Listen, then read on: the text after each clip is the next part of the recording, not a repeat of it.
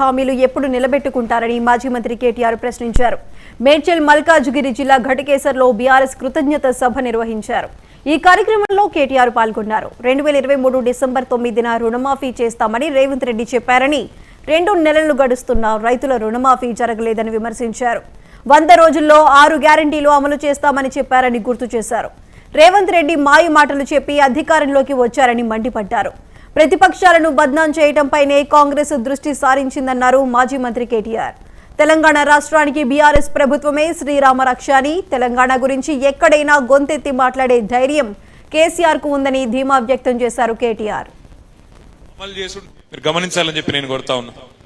మొన్న ముఖ్యమంత్రి రేవంత్ రెడ్డి గారు మాట్లాడుతూ మొన్న చెప్తున్నాడు ప్రెస్ మీట్ లో, మీ 6 గ్యారంటీలు, మా 420 హామీలు మేమిచ్చినాయన్ని మాటలు నెగ్గాలనంటే కేంద్రంలో ప్రభుత్వం మళ్ళా మాదే రావాలి, అందుకోసమే మాకే ఓటేయాలి, లేకపోతే మాత్రం ఇవి చెయ్యా అని చెప్పి కుండబద్దలు కొట్టినట్టు ఇవాళ స్వయంగా ముఖ్యమంత్రి హోదాలో ఉండి ఈరోజు రేవంత్ రెడ్డి గారు చెప్తా ఉన్నారు.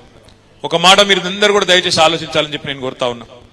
ఒక రకంగా చెప్పాలంటే ఈ ముఖ్యమంత్రి గారు మొన్న ఆయన చెప్పిన మాటలతో మనకు అర్థమయ్యేది ఏంటంటే, ఆల్రెడీ చేతులు ఎత్తేసిండు, నాతోని నేను ఇచ్చిన హామీలు అమలు చేసుడు నాతోని కాదు అని నిజంగా కూడా చేతులు ఎత్తేసినట్టే అనిపిస్తా ఉన్నది. ఎందుకంటే ఆయనకు కూడా ఎరికే ఆ ఇండియా కూటమిలో ఎవరు లేరు. ఇవాళ కాంగ్రెస్ ఎంబడ మమతా బెనర్జీ గారు వెళ్ళిపోయినారు, నితీష్ కుమార్ వెళ్ళిపోయిండు, అఖిలేష్ యాదవ్ ఆయన దారి ఆయన చూసుకుంటున్నాడు, కేజ్రీవాల్ వెళ్ళిపోయిండు, కేరళలో సిపిఎం వాళ్ళు వెళ్ళిపోయినరు, అక్కడ ఒక్కడు రాహుల్ గాంధీ మాత్రమే మిగిలిండు.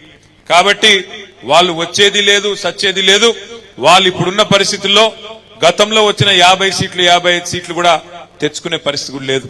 ఇవాళ నిజంగా కేంద్రంలో బీజేపీని ఆపే సత్తా ఎవరికైనా ఉంది అంటే బలమైన ప్రాంతీయ నాయకులు కేసీఆర్ గాని, మమతా బెనర్జీ గాని, కేజ్రీవాల్ గాని ఇట్లాంటి నాయకులకు ఉన్నది తప్ప కాంగ్రెస్ పార్టీకి ఆ సత్తా ఎంత మాత్రం కూడా లేదు.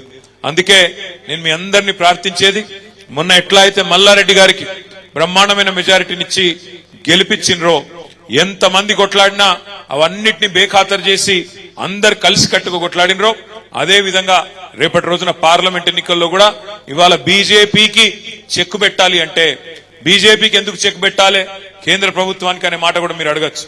తప్పకుండా చెప్పవలసిన బాధ్యత నా మీద ఉంది.